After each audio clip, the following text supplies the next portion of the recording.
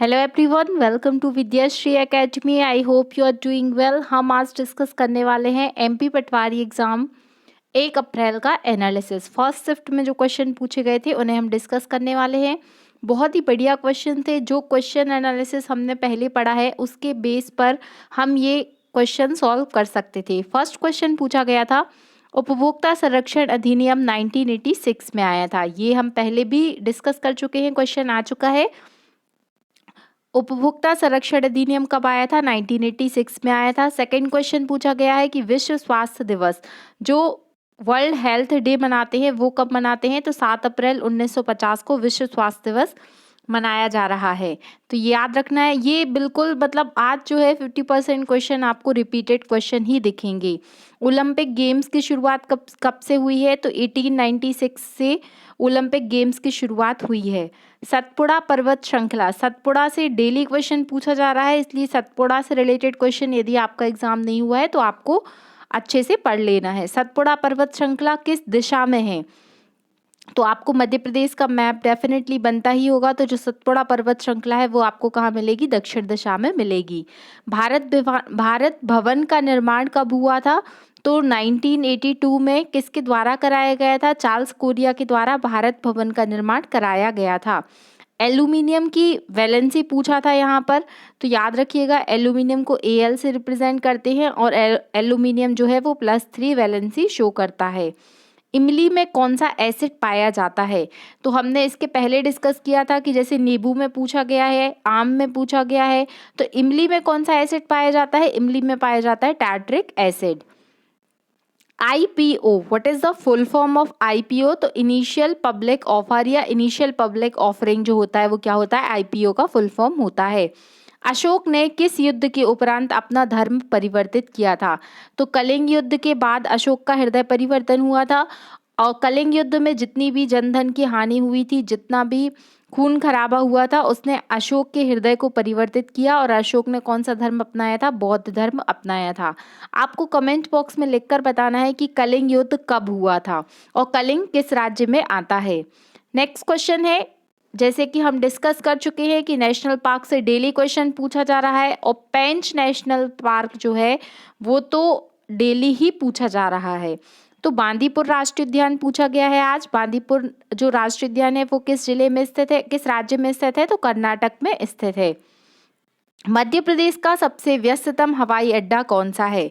तो देवी अहिल्याबाई हवाई अड्डा जो है वो मध्य प्रदेश का सबसे व्यस्ततम हवाई अड्डा है। देवी अहिल्याबाई को अन्य किस नाम से जाना जाता है? ये आप मुझे कमेंट बॉक्स में लिखकर बताएंगे।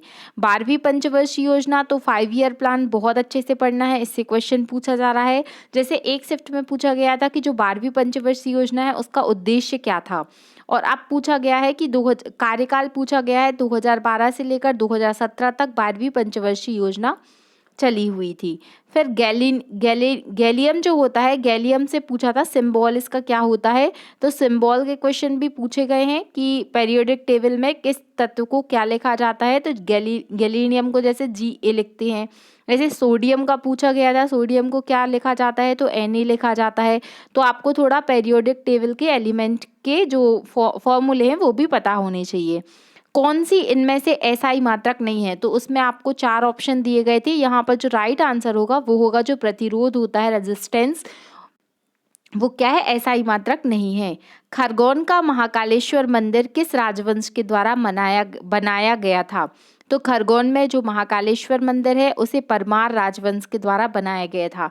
जो मध्य प्रदेश की हिस्ट्री में फेमस जो राजवंश हुए हैं उससे आपको क्वेश्चन पढ़ना है, और स्पेशली जो महल या कोई बहुत ही महत्वपूर्ण कोई महल इस तरीके का कुछ बनाया है किसी शासक ने, तो उसके क्वेश्चन पूछे जा रहे हैं। तेंदुपत्ता के उत्पादन करने वाला जो प्रथम राज्य है वो कौन सा है? तो 4 ऑप्शन दिए गए थे, उसमें जो राइट आंसर होगा वो होगा मध्य प्रदेश। तेंदुपत्ता का जो सर्वाधिक उत्पादन करता है वो कौन सा राज्य करता है? मध्य प्रदेश करता है। और तेंदुपत्ता जो होता है वो बहुत सारी जो बीड़ी बनाने में भी यूज़ किया जाता है। और तेंदुपत्ता से एक क्वेश्चन और पूछा जा सकता है आपसे, जो चरण पादुका योजना का शुभारंभ किया गया था उसका संबंध भी तेंदुपत्ते से था। कैमूर श्रेणी किस राज्य में स्थित है? तो कैमूर श्रेणी जो है वो जबलपुर राज्य में स्थित है। मध्य पर्यावरण दिवस कब मनाया जाता है? तो 5 जून को मनाया जाता है। किस संस्था के द्वारा पर्यावरण दिवस मनाने की शुरुआत की गई थी? अगर आपको पता है तो आप कमेंट बॉक्स में लिखकर बता सकते हैं। अब पर्यावरण दिवस आपसे पूछा गया है तो हो सकता है कि आपसे पर्यावरण दिवस की थीम पूछ ले या कब से पर्यावरण दिवस मनाया जा रहा है। तो ये एनालिसिस का मतलब ये होता है कि अगर हमें एक क्वेश्चन पता चल रहा है तो हम उसके और क्या-क्या उससे स्टैटिक पॉइंट पूछे जा सकते हैं वो सब पढ़कर जाएँ। म महात्मा गांधी को प्रथम बार जेल, देखिए साउथ अफ्रीका में सबसे पहले महात्मा गांधी जी जेल गए थे। ये क्वेश्चन पूछा गया है तो वो इंटरनेशनली पूछा गया था। लेकिन राष्ट्रीय स्तर पर अगर आपसे पूछा जाएगा कि महात्मा गांधी जी को सबसे पहली बार जेल कब हुई थी, तो जो रॉलेट एक्ट आया था 1919 में, उसके दौरान महात्मा गांधी जी को सबसे पहले भारत में गिरफ्तार किया गया था। जो डेट भी याद रखिएगा 10 अप्रैल 1919, क्योंकि आपको क्वेश्चन इस तरीके से भी पूछा जा सकता है कि महात्मा गांधी को प्रथम बार जेल हुई थी रॉलेट एक्ट के कारण, असहयोग आंदोलन के कारण, सविनय अवज्ञा आंदोलन के कारण या खिलाफत आंदोलन के कारण। तो आपको ये भी पता होना चाहिए। सापेक्षता का सिद्धांत किसके द्वारा दिया गया था? तो सापेक्षता का सिद्धांत एल्बर्ट आइंस्टीन के द्वारा दिया गया था। E is equal to m c square, एक पेपर में पूछा गया था कि E is equal to m c square जो है ये किस प्रिंसिपल को बताता है, तो वहाँ पर भी रिलेटिविटी होगा आंसर। तो इस तरीके से आपको याद रखना है। रुलियार्ड कपलिंग, रुलियार्ड कपलिंग ने कौन सी बुक लिखी थी? तो इन्होंने लिखी थी द जंगल बुक। मोगली वाली स्टोरी आपने जरूर देखी होगी।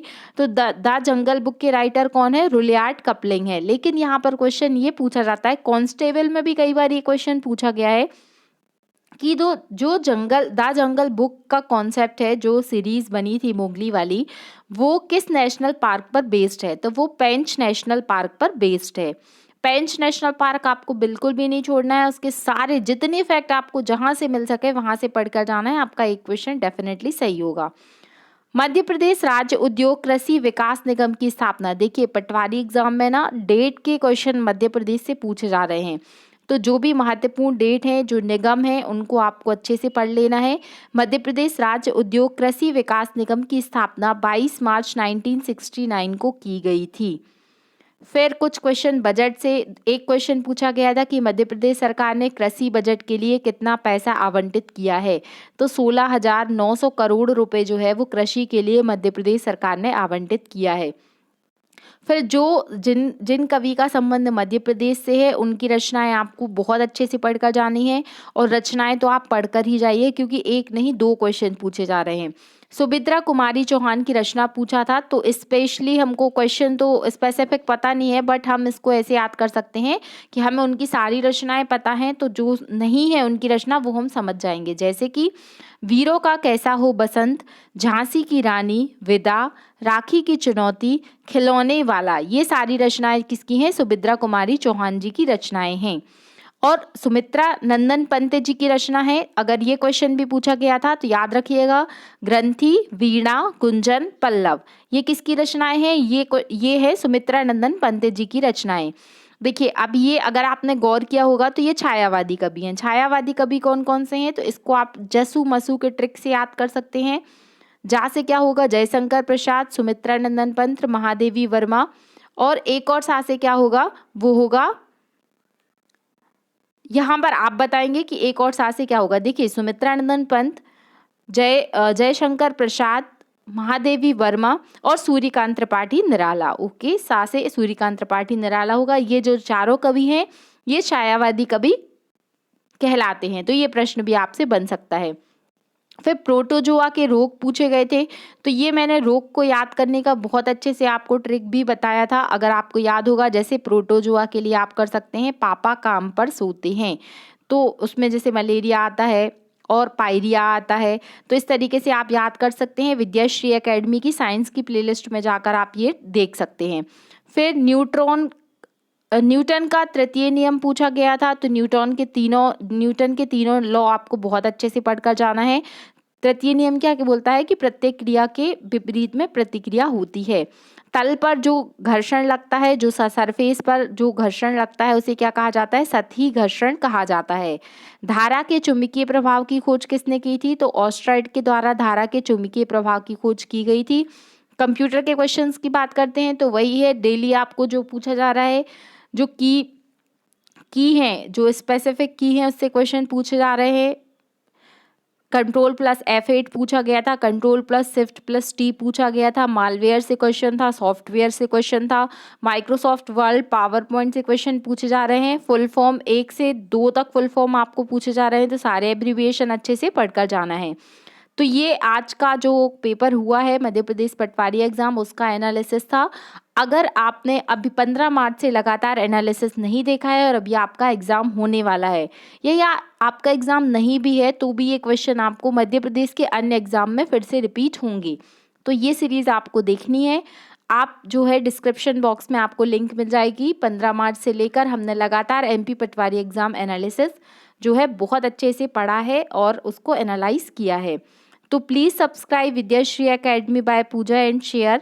Thank you so much. पढ़ते रहिए, खुश रहिए। जय हिंद, जय भारत।